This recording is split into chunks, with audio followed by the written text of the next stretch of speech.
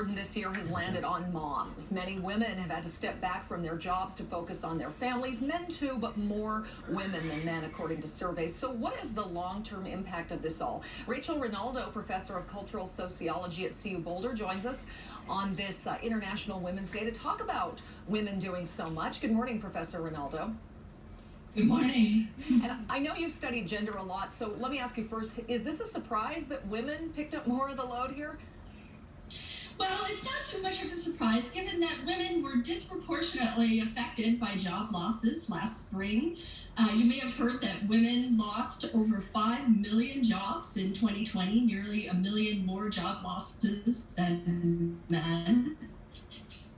And many women were also forced to reduce their hours or leaves from jobs due to the increased child care responsibilities, really because of this care crisis that was created by schools and child care closing. And even as of January, only about 28% of children in the U.S. were receiving full-time in-person instruction. And so this has had very severe consequences for working mothers.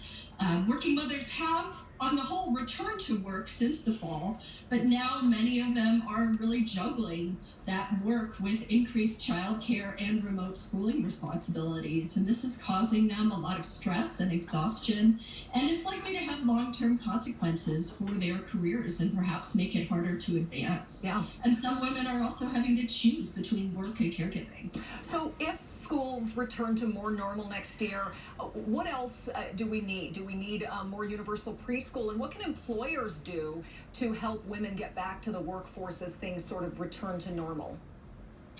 Well, certainly since January, schools have been opening, particularly in Colorado, and that has been incredibly important for all working families, but especially working mothers.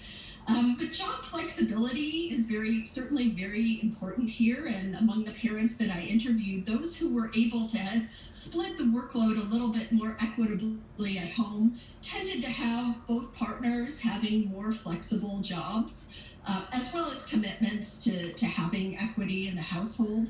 Something that I think employers could really think about is when it comes to evaluating and promoting their employees, it might not be fair to compare those who have had additional caregiving responsibilities this year to those who have not.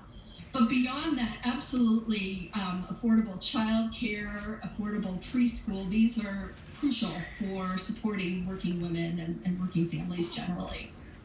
Well, we hope that the pandemic will show what we need and help with that long-term progress. Dr. Rachel Rinaldo from CU Boulder, thank you so much. Thank you. Well, it's